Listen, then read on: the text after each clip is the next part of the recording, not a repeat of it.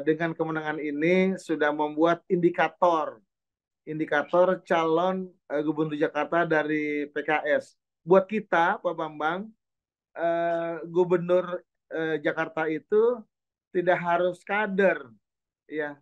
Siapa saja yang bisa menjalankan platform kita dalam bernegara, proposal bernegara kita, silakan jadi gubernur, nggak harus kader PKS, gitu. Jadi mau kader, mau dari TNI atau kepolisian, mau dari politisi partai lain, sepanjang bersepakat menjalankan agenda bernegara kita yang ada dalam platform, silakan ayo bareng maju bareng kita menangkan.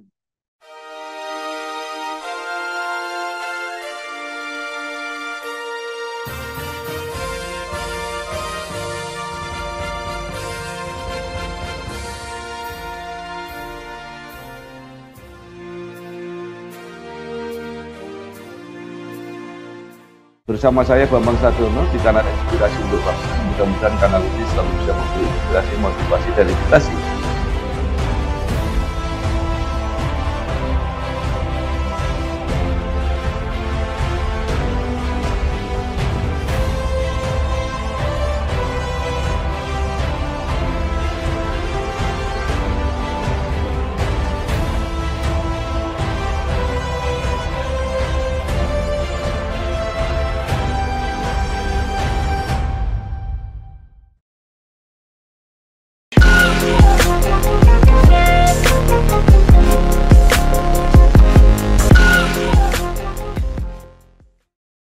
Assalamualaikum warahmatullahi wabarakatuh. Waalaikumsalam warahmatullahi wabarakatuh. Bersama saya Bambang Sadiono di kanal Inspirasi untuk Bangsa. Mudah-mudahan kanal ini selalu bisa memberi inspirasi, motivasi, dan edukasi.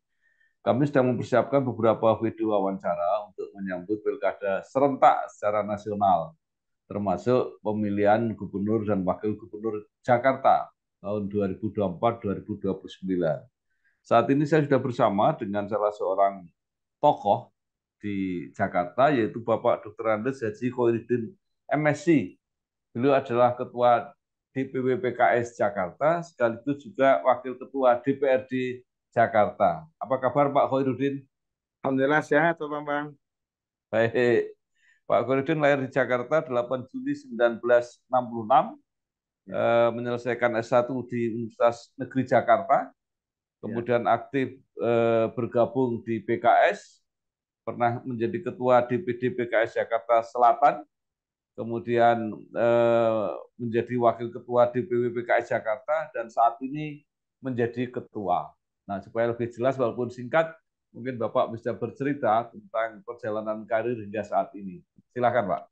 Iya, awalnya Ketua PKS tingkat Kecamatan Cilandak tahun 2003, ya. Lalu 2006 pada momen pemilihan Ketua DPD PKS Jakarta Selatan, alhamdulillah dengan izin Allah saya terpilih dan kemudian diperpanjang 2010 sampai 2015. Jadi 2 periode di Ketua DPD Jakarta Selatan, Pak Bambang. Ya. Setelah itu 2015 sampai 2020 Wakil Ketua PKS tingkat Provinsi DKI. Dan setelah itu 2020 sampai 2025 menjadi Ketua PKS DKI Jakarta, dan alhamdulillah kemudian Allah berikan kemenangan pada saat pemilu kemarin. Ya. Nah, baik. Mungkin bisa diceritakan, Pak, detailnya hasil Pileg 2024 untuk PKS Jakarta. Iya. Kita pernah menang di DKI Jakarta 2004 yang lalu dengan kemenangan cukup fantastis, 23%. 18 kursi dari 75 seluruh kursi di Dewan di DPD DKI Jakarta. Nah, kemenangan kita kembali, alhamdulillah, semangat saya mengajak teman-teman, ayo ngerebut kembali. Kemudian Allah berikan jalan dan kita menang kembali di Jakarta, walaupun tingkat kemenangannya masih di bawah 2004. 2004 kita dapat 18 kursi dari 75, sekarang 18 kursi dari 106, ya, hampir 18%. Ya, kelebihan hari ini dengan Undang-Undang MD3 yang hari ini yang belum berubah, mudah-mudahan tidak berubah, pemimpin Ketua DPRD adalah pemenang. Jadi kemenangan DKI hari ini punya kursi ketua, sedangkan kemenangan PKS 2004 tidak punya kursi ketua. Gitu Pak Bambang.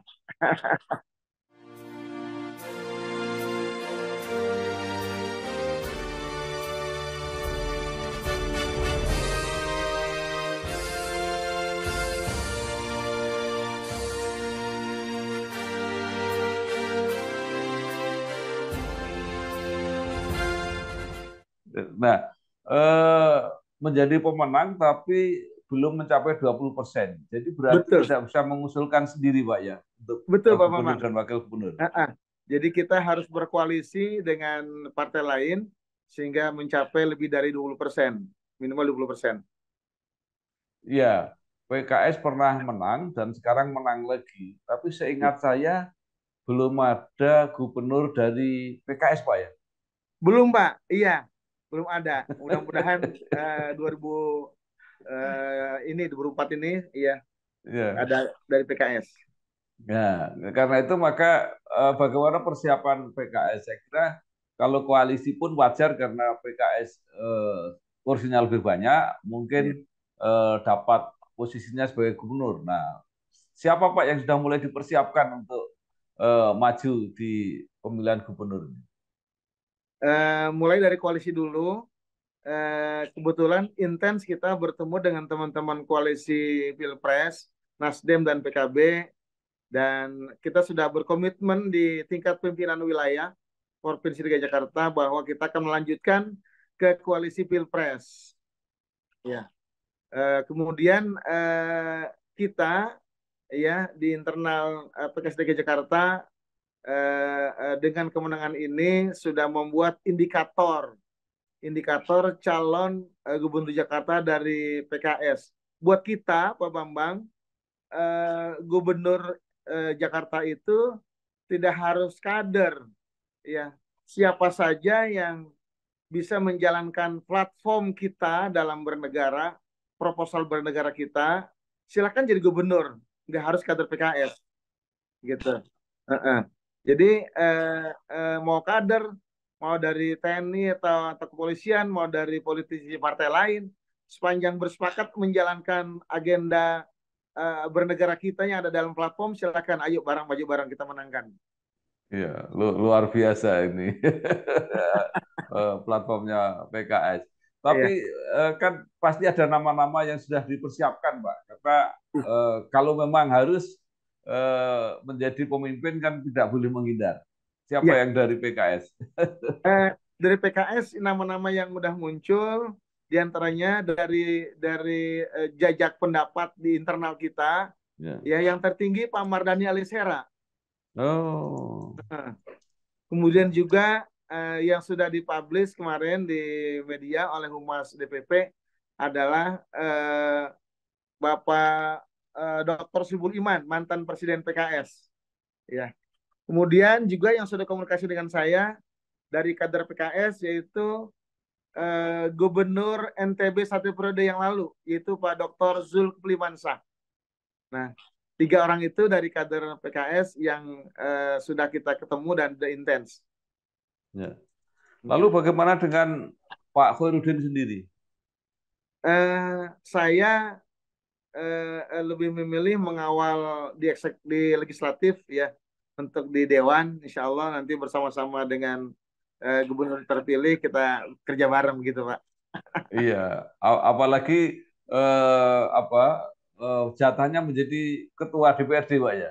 Iya, jatah PKS yang ketua DPRD, namun kita belum tahu DPP memutuskan siapa Pak Bambang. Oh iya, ya, ya, ya logikanya ketua DPW lah. Allah alam, takdir Nah, Allah seperti apa. ya, Pak Khairuddin, ini yang menarik. Saya sudah wawancara dengan ketua DPW Nasdem DKI, Mas Iya, Bibi. Nah, iya, memang Nasdem juga mempersiapkan tokoh, yaitu Pak Ahmad Saroni. Tetapi kan masih mempertimbangkan kalau Pak Anies Baswedan mau maju lagi. Nah, iya, bagaimana PKS? iya. Eh, Pak Anies memang bukan kader PKS, tapi figur Pak Anies ketika jadi gubernur kemarin yang kita usung memang syarat dengan prestasi dalam pandangan kita, ya, penuh dengan prestasi. Ini dibuktikan dengan penghargaan dari dalam dan luar negeri, Pak Bambang. Dan saya sudah bertemu Pak Anies sebelum puasa, ya, 1 pekan sebelum puasa, ya, menanyakan bagaimana sikap Pak Anies terhadap Pilkada Jakarta ke depan. Ini penting jawaban ini dari Pak Anies untuk saya ketahui, karena begitu banyak komunikasi saya dengan calon-calon gubernur Jakarta dari eksternal yang kemungkinan bisa menjadi apa namanya, masuk ke dalam teropongan kita. Nah, jawaban Pak Anies seperti ini, Pak Bambang. Pak Herudin, saya harus mengawal dulu proses di MK, ya. Nanti setelah MK, ya, saya akan sampaikan secara terbuka.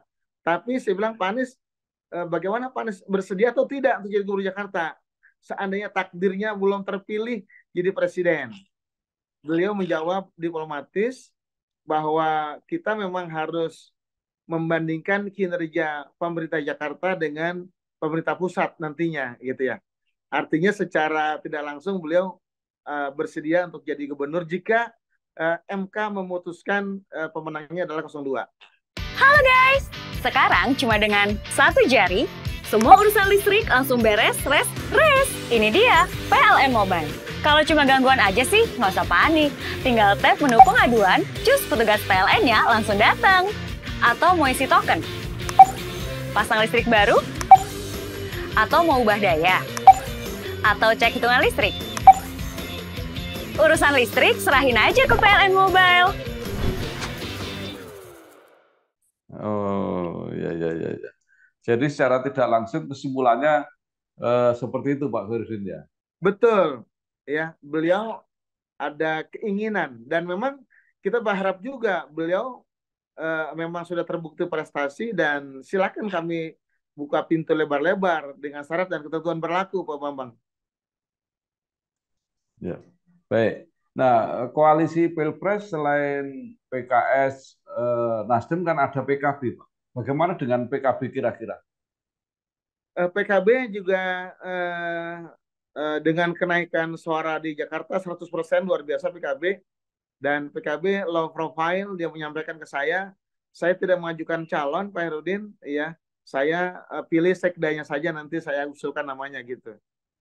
Oh, luar biasa. Nah, Luar biasa. itu menarik. Apakah sekda itu ditentukan apa, Pak?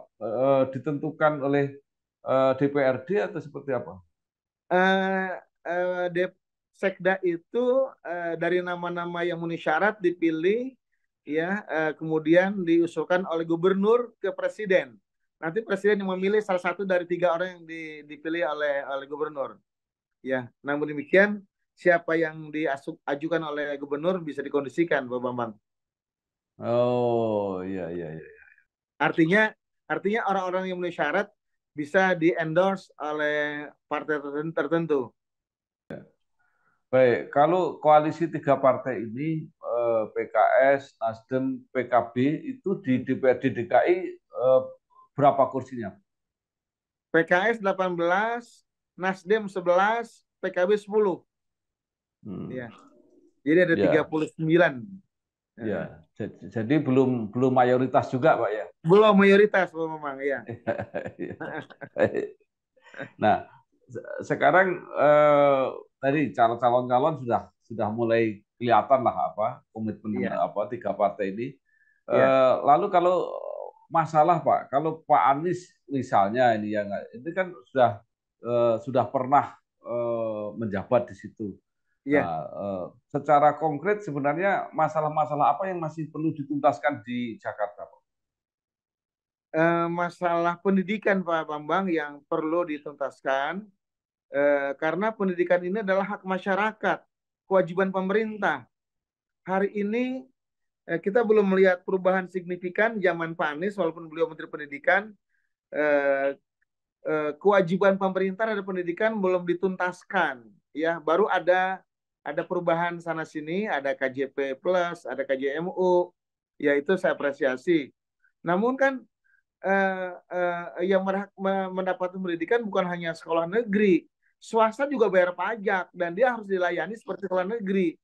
Apalagi guru-gurunya Pak Bambang, ya guru-guru sekolah swasta kita honornya ala kadarnya, jauh di bawah PPSU seragam oranye yang membersihkan lingkungan di setiap kelurahan yang gajinya UMP 5.060.000. Ya kalau guru-guru kita jauh di bawah itu, masa guru kalah dengan nyapu jalanan ya PPSU gitu. Jadi kita ingin Pak Anies ke depan membenahi pendidikan Pak Bambang.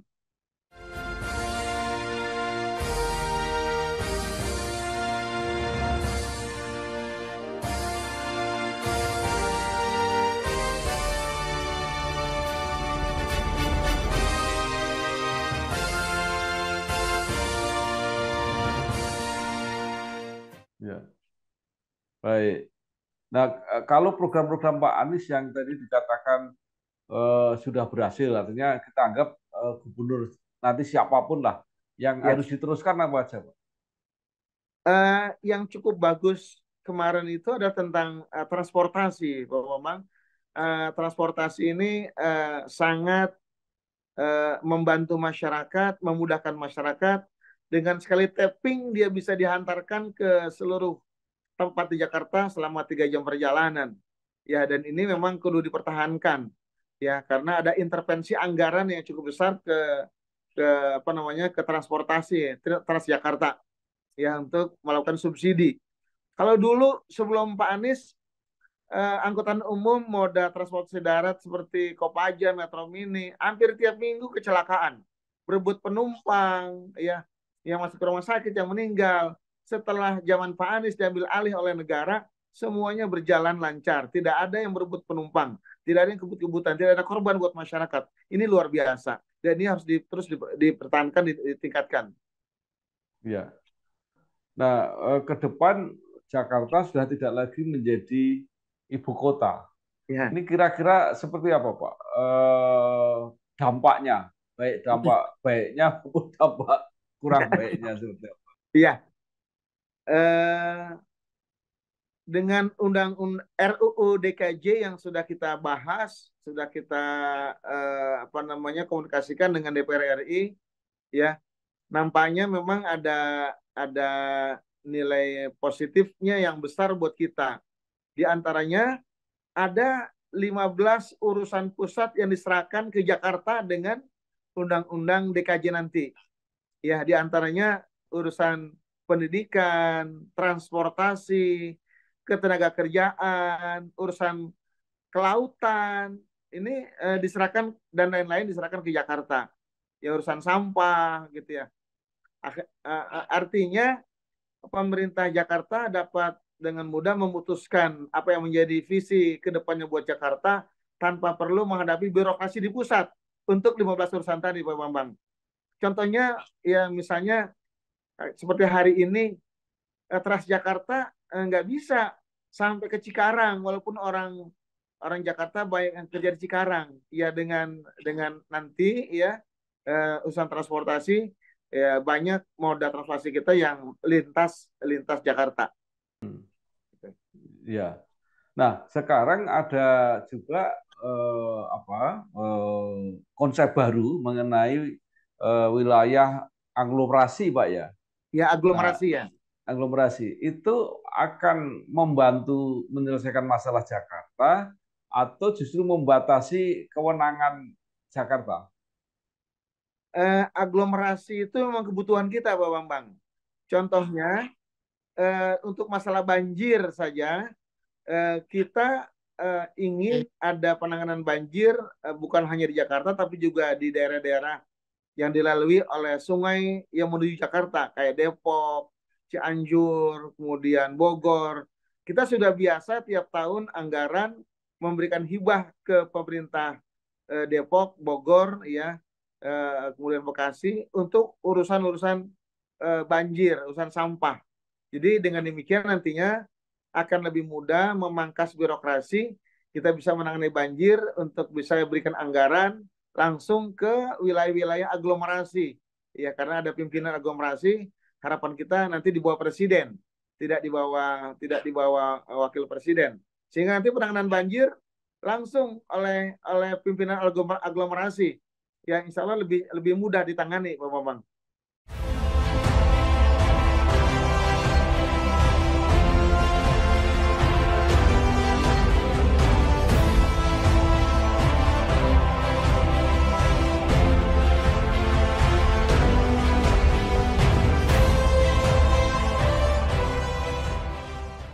Ya, ya justru karena pimpinannya itu ditarik di pemerintah pusat, dalam hal ini tadi Bapak sampaikan Presiden, Ya. apakah Gubernur Jakarta masih punya kewenangan untuk mengatur gitu? Iya. Gimana Pak?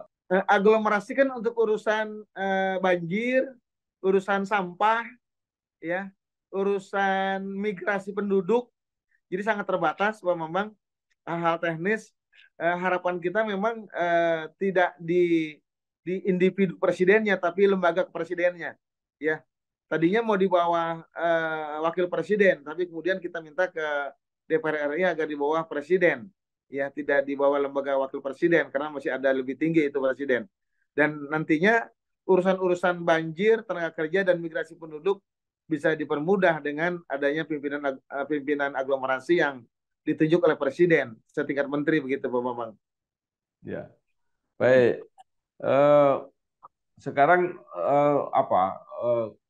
keyakinannya PKS, Nasdem dan PKB dengan pengalaman Pilpres dan Pileg di DKI, ya tadi PKB suaranya naik 2 kali lipat. Iya. Apa yang diharapkan nanti terjadi di Pilkada, Pak? Iya, memang belum mayoritas hasil suara yang diperoleh oleh partai koalisi Pilpres, PKS, Nasdem, dan PKB. Namun 3 partai ini ada kenaikan yang sangat signifikan. Ya, Nasdem dari 7 jadi 11. Kemudian PKB dari 5 dapat 10, 100%. Harapan kita ini berbasis teritorial sehingga nantinya bisa menguatkan pertarungan kita di koalisi pilkada. Dan kita juga sedang membangun komunikasi dengan partai lain, Pak Bambang, ya, dengan teman PDIP, ya, dengan yang juga nantinya kita mau coba komunikasi dengan Golkar, gitu ya, untuk membangun koalisi besar, ya. Jadi koalisinya tidak sebatas koalisi Pilpres ditarik ke Jakarta, tapi juga kita ingin ada koalisi besar yang sama-sama punya persepsi yang sama, visi besar yang sama membangun Jakarta. Dan komunikasi itu sudah saya lakukan, Pak Bambang. Ya, baik Pak Khairuddin. Kalau terjadi koalisi besar, itu kira-kira berapa pasang calon? Apakah seperti yang terakhir itu tinggal 2 pasang calon? Iya. Yang sudah saya dengar sih, Golkar akan menurunkan Ridwan Kamil ke Jakarta, ya. Lalu mungkin pasangan dari kita nanti ada pasangan antara mungkin Pak Anies atau mungkin yang lainnya yang disepakati oleh partai koalisi, ya, yang bisa melawan popularitasnya Kang Emil, Ridwan Kamil, gitu Pak Bambang. Jadi kita akan melihat dulu ini lawan kita menurunkan siapa, ya. Kalau lawan kelas berat, kita turunkan yang kelas berat, tentu dengan segala persyaratan, Pak Bambang. Jadi gambarannya kira-kira hanya 2 pasang, Pak, ya, yang akan mungkin kemungkinan begitu, kemungkinan 2 pasang, Pak Bambang, karena ini Jakarta pertarungan elit sebetulnya. Iya, iya, baik. Terakhir mungkin apa yang Bapak harapkan pada warga Jakarta dalam memilih pimpinan yang cocok lah, kalau tidak ideal, yang bisa menyelesaikan masalah-masalah Jakarta. Monggo Pak, silakan. Saya berharap pada warga Jakarta, karena situasi Jakarta tidak lagi ibu kota, menjadi daerah khusus Jakarta dengan segenap potensi dan tantangan tersendiri sebagai kota global, Saya berharap warga Jakarta mampu memilih calon pemimpin Jakarta yang berpikir global, yang punya kemampuan kapasitas global, ya apa namanya, tidak mudah diiming-imingi dengan sesuatu, ya, demi pilihan gitu ya. Saya berharap itu, karena memang di Jakarta ke depan bagaimana Jakarta ke depan tergantung warga Jakarta, siapa pemimpin yang dipilihnya. Ya, harapan saya ya ke depan ya orang yang bisa melanjutkan prestasi yang sudah dibangun oleh Pak Anies. Begitu Pak Bambang. Baik, luar biasa. Terima kasih sekali Bapak Dr. Andes Haji Khairuddin MSI, Ketua DPW PKS Jakarta, sekaligus Wakil Ketua DPRD Jakarta. Mudah-mudahan apa yang sudah disampaikan tadi membantu kita semua, khususnya warga Jakarta, untuk menemukan pemimpin yang paling cocok, yang bisa menyelesaikan masalah-masalah 5 tahun ke depan. Terima kasih. Ya, wassalamualaikum warahmatullahi wabarakatuh. Waalaikumsalam warahmatullahi wabarakatuh. Mohon izin.